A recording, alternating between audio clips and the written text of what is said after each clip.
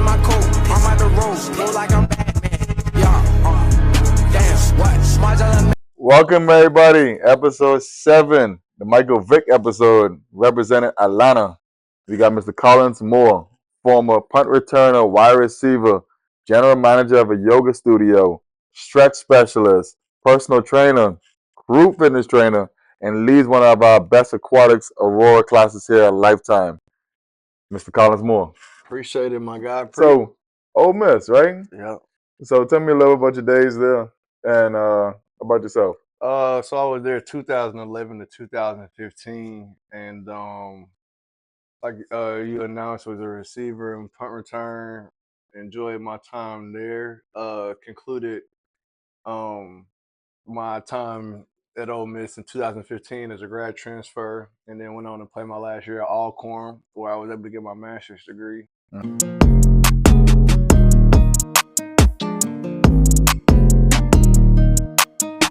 After getting my undergrad, so football gave me the opportunity to get my education, which later led to me being here. So Okay.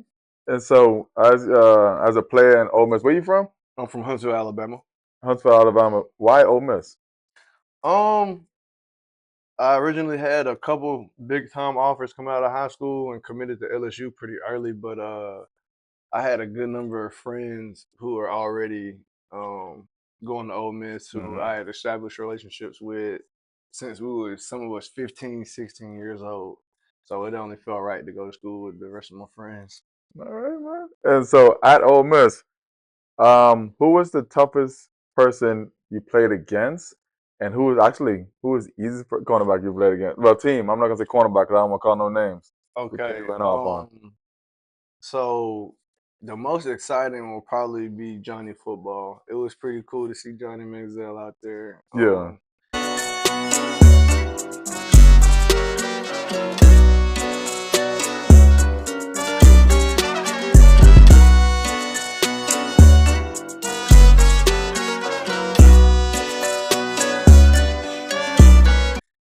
Live and in the flesh, but on the same token, I had the chance to play against Tyrann Mathieu when he was at LSU. Ooh. Yep. Boris Claiborne when he was at LSU. That's the lockdown corner for the Cowboys, huh? Yeah. So, I was able to go against a good number of guys in my time when I was at Ole Miss. Yeah. But yeah, to play against somebody, I would definitely have to say Johnny Manziel. That was the toughest person you had to play against. Yeah, as far as team-wise. Team. Yeah, because of course, he was on offense, I'm on offense, so we never had to go against each other. But as far as being in that fight with my team, Right. yeah, that was a big one. But as far as me having to go against somebody, I would say, like I said, Tyrann Mathieu. And Mo Claiborne. Yeah, Claiborne. I'm trying to think. Yeah, those are probably the two biggest. Okay. And so, what was the most memorable moment as a player, though? Like, was it a big punt return, big catch? Do you ever get that At pop? Alcorn, I did catch a punt behind my back during the game. Ooh. Yeah, that was that was risky for so many different reasons. But yeah, that was memorable. Beating Alabama back to back at Ole Miss, that was pretty memorable. Y'all beat Alabama back to back? Back to back, 2014, 2015. Okay. Yep. The first down. High snap. Kelly has to collect it. Makes a desperation heave into traffic. Treadwell off his hands and into the hands of Adebayo. A crazy carom and a touchdown for the Rebels. Oh my goodness. That was that team, huh? That was that team, huh? Man, we were trying to make something shake, man. We were definitely trying to make something shake. Wasn't able to make it to the SEC championship, but my last year at Ole Miss, we still ended up going 12-3, I want to say. Yeah. Won the Sugar Bowl against Oklahoma State. An interesting call here for Ole Miss. They're out of timeouts. 5 seconds to go. It looks like they're going to go for a touchdown on first down and goal. You better throw it into the end zone, and you better not waste any time if you're Kelly running around. Kelly on a roll with a little throwback. Who makes the catch? Laramie Tunsil. Touchdown.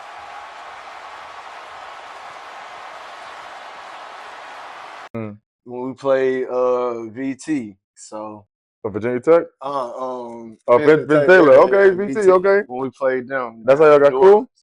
Orleans. So we didn't know each other then, but that's always that seed that's planted, right? Something Right. you can refer back to. But yeah, no, we definitely talk about those times. But 12-3, right? Y'all ever had like the bottom of the slumps season before? Oh man, my first season we won 2 games. Seriously. So yeah, my first season. So that's what made going to Ole Miss pretty cool. 2011, like I said, we went 2 and 10.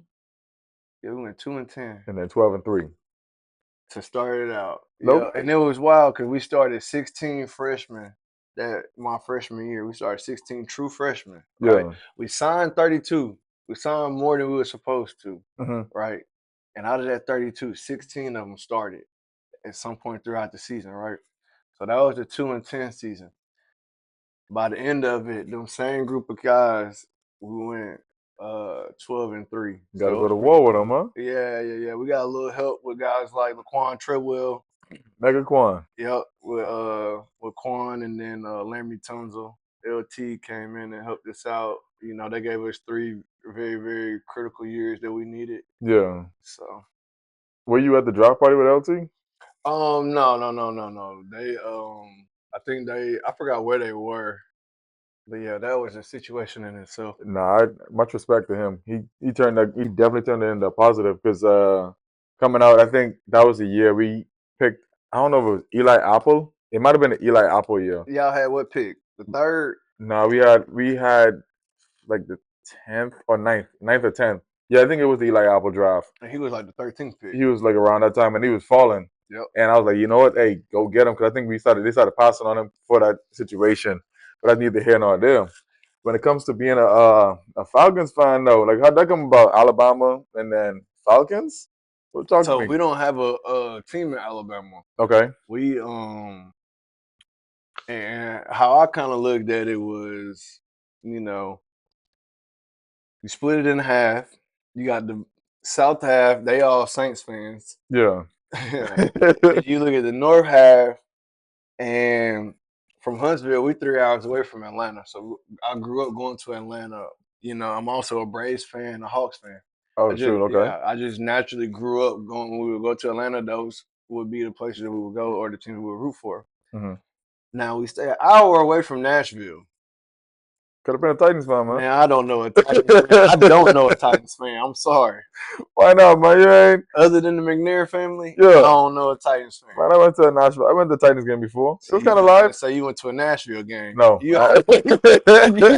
You almost even said it wrong. Man, shoot. They got a good little stadium. They got what they call it. Who that? Not who that. We that.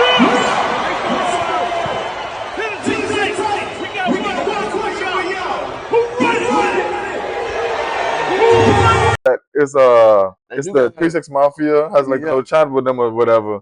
Right there off the river. Yeah. It does. It looks nice. They are just terrible. Hey, Titans. I mean, Atlanta, we done had our struggle bus years too, though. So who was your favorite Falcon? Was it like Julio because he was like Alabama Falcons, or was it more like Michael Vick type? So it definitely started out in the Vick era. He had came out with the cleats and that whole deal. So it definitely started there. And Reeves told me it's going to be some man-to-man. You'll have some opportunities to run. And they lined up in the man-to-man coverage on like 2nd and 10. And in my mind, I was like, look, if this defensive front get anywhere near me, I'm going to take off. The Falcons with tremendous field position in overtime. Vick on 2nd and 8. Has some running room. Go, Mike Vick. This is over. It's over. Yes. Everything happens in like slow motion. It's like guys are falling and you're just looking around like, oh, it's a crease right here. I think I'm gonna take that crease. When I split them, I didn't know they ran right into each other. The almost inhuman speed. When I watched the film and I seen what had happened, all I could do was laugh, man. Amazing run, and fitting that the Falcons should end the game this way. One of the moments in sports, man, that you never be able to take away, and it'll always be shown. And then growing in my love for football, of course, being from Alabama, watching Julio from Foley.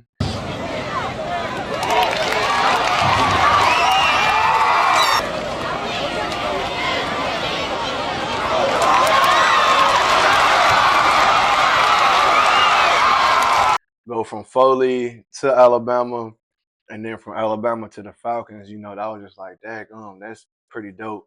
Where's Foley? Foley, Alabama. Yeah, it's in South Alabama. Okay. Yep. So, and just watching that path was pretty dope. So yeah, going from Vic to Julio, that was like the direct, but you got legends like Dion and guys like that. Yeah. So I've always been a fan. Were you a fan of like Algie Crumpler back in the day? Stuff like that? Or was it a little bit further behind Algie Crumpler's time? A little bit after, for sure. Probably around then, probably like most young black gentlemen, Yeah. when they dad Cowboys fan, or, whatever at the time. Yeah. Before I was able to really grasp it, because I didn't really, and it's not even like Michael Vick made me pick Atlanta. It was the fact that, like I said, we were already like going there as a kid. I already knew so much. So, when he came on the scene, it was just kind of like, man, That's finally a team I like has that man. exactly. Like we finally got the guy on our side. Hey, right, you always playing them, or you always, make sure you at home to watch that person. And they might not be on your team, but for it to be your team every week, that's a big difference. It's pretty dope. Growing up as a kid and dealing with the Falcons and everything like that, what was your most memorable moment as a fan? Like favorite moment, like that brought you joy? Because Atlanta had some rough times back then. As a fan, one was when we changed the uniform. We got the uniforms when Vic. I know it might be small, but when Vic was there, they changed it. Yeah, we got the little uniform change. That was pretty dope. And that was just me being young at the time. Yeah. But then as I got older, it was more so like, the run we did have to the Super Bowl was pretty exciting. Right. It was pretty exciting. Hate how it turned out, but like, it was unexpected. Right. Especially for me. Can you name some key players on that team? Like, I think I got some in my head now. Yeah, the two that you're gonna always hear me name them, Coleman and Freeman. Yeah. Like, to me, those are two big pieces. Yeah. I like Freeman. Freeman played for us for like 4 or 5 games. He wasn't that bad, but he was part of, I think, the Joe Judge era. We got a couple of games out of him. He was past his prime at that time, but he was good back in the day. Right, but I mean, the same struggles you see with that these coaches are having today, those are the same struggles that they had when they had those guys. You know what I mean? So was it really the guys or was it the coaching? I don't want to be the one to point fingers. Yeah. Fan, come on, you know what's going on. You know what's going on. And then speaking of the 28, the heartbreak that you had. 27. That was 2017. Was that in Houston? It was in Houston. Oh shoot! But you didn't go to the game. But where were you at that moment? Did you go to the game? No. But this is what kind of irritates my soul about the whole situation just a little bit, is that when I was at Alcorn, we played in the SWAC championship in December. Okay. 16, right? So we're playing Grambling in Houston. Okay. Similar situation. Nah. Dude, I can't make this up. Uh-oh. I can't make this up. It's a very, very similar situation going into halftime. Alcorn's knocking on the door again, and Dearius Christmas ain't having it at all. But for the first time this season, Gremlins held scoreless in good situation. Same way with Falcons. Yeah. They went in good situation. Atlanta 28, New England 3. Gotta play harder. We were playing, the quarterback for the other team also transferred from Ole Miss. So his name is Devontae Kincaid. I heard that name before. Yeah, he's from Dallas. Okay. He went to Duncanville. He was a quarterback for Grambling. So now you got two guys that have left the same program, went their team to the championship game, right? So we went in at the halftime, ended up losing. Footman gives it one last try for the Braves. That's out of bounds. That has no chance. This is in December. What was the score? Oh man. We lost by, we had our tight end drop the ball in the end zone. So it had to have been a very, very close game. I can't remember how close, but it was that close to where if he caught the ball, it would have changed. It would have changed the whole outcome, yeah. Right. Fast forward. So this was December 6th, right? Fast forward. 1 month, right? a month and a half to February, Atlanta's in Houston doing the same thing. Gotta play tougher, harder, tougher, everything. Everything we got. Alford knocked it up into the air, and let's see who comes down with it. Oh, that's a catch. Oh my God. That's incredible. Did he make the catch? He did. You gotta be at kidding the me. 40. Toss sweep right for James White. Tucks it under the right arm. Cuts it upfield. Driving forward. Diving to the goal line. A touchdown. And a title for the Patriots. I can't believe it. Yeah. I had 2 heartaches, Ooh. 2 heartbreaks. Oh my goodness. Yeah, in a 3-month span on the same field. Nah, I'm alright on that. That's One direct, one indirect. that would have. I ain't gonna lie to you. That would have hurt me. No. I'm not even gonna lie though. That's And to be up, the Falcons were up. 28-3. 28-3, man. And what do you feel like? I want to hear your thoughts though. What do you feel like was the biggest? Was it Kyle Shanahan not running the ball, or was it just? Man, you just letting off the gas. Yeah. You just letting off the gas. You didn't do what got you to where you were at. Okay. You know what I mean? No, I feel you. I feel you. And that's not taking anything away from Brady or the Patriots or Belichick or what they had going on. Yeah. It's just, you play 2 halves like you played the first half. You would have won the game. Yeah. Different outcome. Exactly. Because I remember Quintores Lopez. Quintores Lopez. Like the amount of catches he was making in that game was crazy though.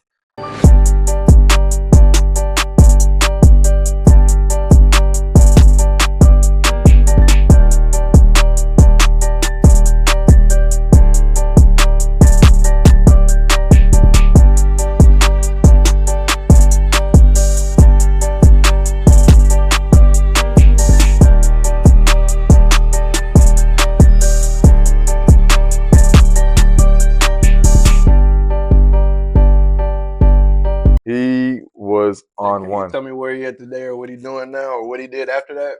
None. I just know he played for this team and he played for the Philly. But he didn't he win a ring with Bucks Tampa Bay? Maybe. No, I don't think he did. He didn't. I don't think he did. I know Antonio Brown did. Yep. So it couldn't have been both of them on the same time. So Right. it wasn't the fact. But you gave me 2 names of that Super Bowl team. You gave me Coleman and you gave me Freeman. Mm-hmm. So I know, without naming Vic Beasley, give me 2 defensive players. That was on that team? Yeah. I was on part of that team. If I had to say 2, we're gonna start with the D line with Poe, and then with the back line with Terry? Yep, and then with Allen, Ricardo Allen. The safety. Yeah. Okay. So front line and back line, the 2 that I would have to rock with. All right, that's a formidable force. I remember him. He was known for being like one of the heaviest people to ever score a touchdown, I think. To my Poe? Yeah. Yeah. Oh, right. There we go. It was a run because they flipped it to him on a lateral. He's going to take it. Look at this. He's going to throw. Touchdown. Oh, my. Oh, look at the players. Poe to Harris.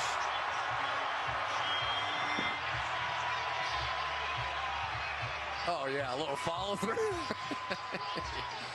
Okay.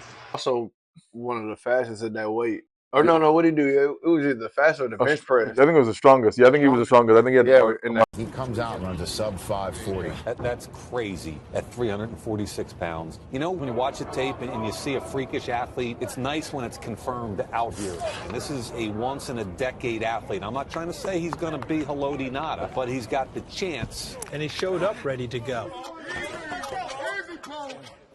Got a live one. 3. Let's go, Cole. There you go, Cole. There you go, Cole. Breathe, bro. Let's go. Let's go, Cole. That's all you, Cole. Come on, let's go. Let's go to work. That 1. Let's go. That's 2. That's 3. That's 4. Come on, 37. That's 40 right there. One more 1 now. 1. Come on now. Come on. Come on. Let's go, Cole. Let's go. That's what we do. 44. on the bench ups. Yeah. I think that's what that was for real, though. And then came out, he only had 3 sacks coming out of Memphis. Seriously. And he still got drafted from that bench. Hey, them numbers can go up, though. Them numbers can go up. And you feel your productivity, right? Yeah. Like you clogging the holes, you doing, withholding your responsibility. Yeah. Yeah, it can really move you up the board. See, next question. It's perfect transition, though. Moving up the board. This last drive. Oh, gosh. In the 2024 NFL Draft, the Atlanta Falcons select Michael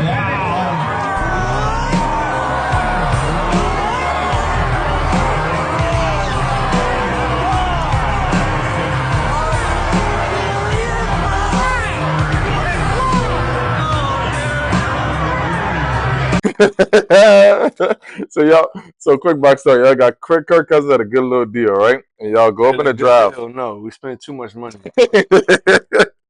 Continue. Yeah, and y'all pick up Michael Penix Jr. from Washington. Yes. Mind you, that was probably my favorite guy in the draft. Okay. That I want the Giants to draft him. Probably not that high, but y'all didn't care.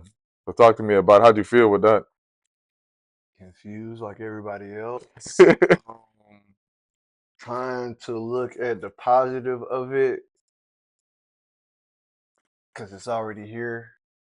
It's kind of like having a baby. Yeah, it's like it's here now. You just got to deal with it. Well, I got a baby now. Right?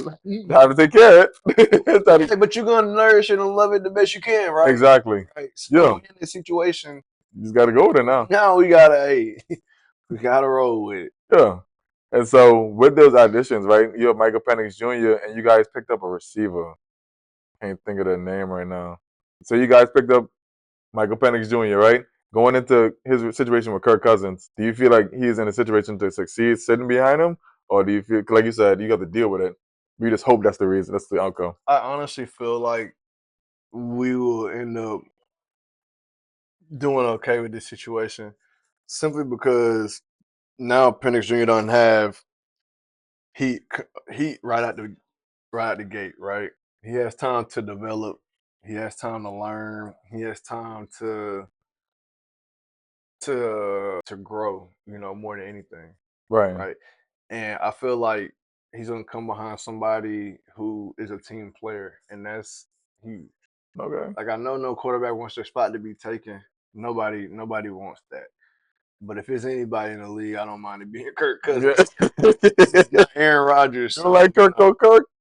Yeah. Chain wearing Kirk. Oh my God! Kirk on! Put that shit on! Hey! Put that shit on!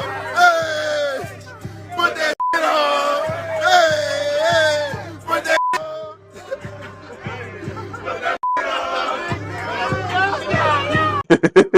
Yeah, man. So Icebox, get him right now. Get him right. So let's say hypothetically, Kirk Cousins starts all the games of the season, right? Right. He's got all these games, and week 1 he goes against the Steelers. What's the outcome on that? Because you got Justin Fields, who we thought was gonna be in Atlanta. Who you think you got winning that game? You talking about Kirk Cousins going to the Steelers? Y'all gonna be at home. Oh, I mean, we got the Steelers week 1, right? Week 1. Yeah, it's a dub. There's a dub, and then at Eagles, Monday Night Football. It's gonna be a good game. It's gonna be a good game. It's gonna be a good game.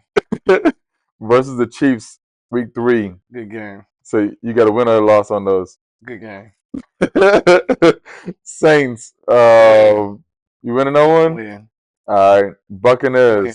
Thursday Night Football at Panthers. Win. All right. At Seahawks. Versus Seahawks at home. Win. At Buccaneers. Win. Versus the Cowboys. Definite win. At the Saints. Win. Goodness, y'all going on the heat, huh? Falcons is running through everybody, huh? Yeah, it sounds like we got 8 wins right now. Shoot, if that, because we have a lot of close games. We got 1, 2 close games, and then we got week 10, like 8 games. See, I know it. Yeah. Come on, keep coming. Broncos. Win. All right, so 9 at bye week. Chargers. That's gonna be a win. They got a year. They got a year. Think I get used to it? Yeah. You heard that, Johnny? Get used to it.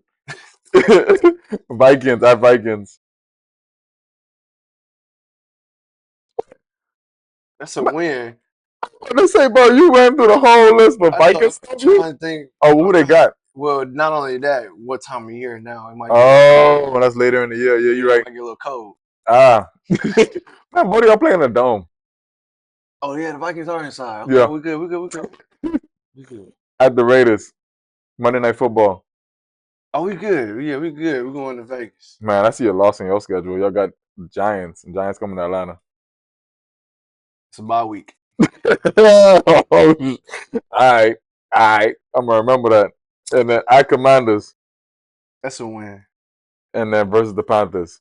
That's a win. All right. Y'all got a good little. I mean, to be honest, the schedule is set up for success. It is. Don't get me wrong. Our division is booty cheeks. It is. So, Phil. Oh, have you done this with Phil? Nah, not yet. Yeah, we need one where it's like you sitting in the middle and me and Phil going at it, huh? Mm-hmm. Because what's in the division? Buccaneers, Saints, Panthers. I ain't got no Panthers fans. I might have a Panthers. I might be able to find a Panthers fan. You can't even find them. Hey, the shots being fired. The shots being fired, man. The Bucks fans. Exactly, man. See, I'm rapping for them for not being here, but them being in our division, I ain't even noticed that. Disrespectful, man. I ain't noticed that. I just noticed that. So I'm trying to. I'm coming down with the disrespect. That's on me, but I didn't even recognize that. It's rocking Mighty Mouse, bro. My hands itching. But trying to figure out what was going on. Nah, ain't nothing going on, bro. But I appreciate your time, bro. For sure. Mr. Collins Moore, like I said, general manager, yoga studio, stress specialist, personal training, group training, Aurora. Get with him, man. Get right.